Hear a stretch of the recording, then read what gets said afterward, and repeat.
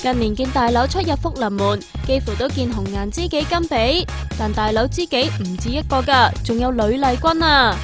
喺08年10月，呂麗君同甘比仲發生咗轟動全港嘅爭寵事件添啊！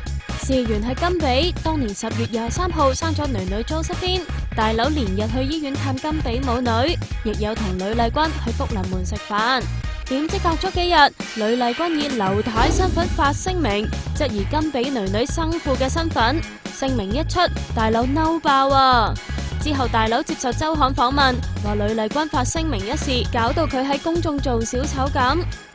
大佬仲話出聲明呢件事對佢哋造成好大嘅傷害。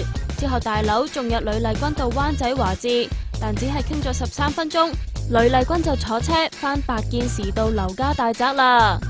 明星奧運會，明星奧運會，有我何佩 Gina， 有我張建聲，有我黃宗耀。8月4號，灣仔修頓室內運動場，到時同大家見面。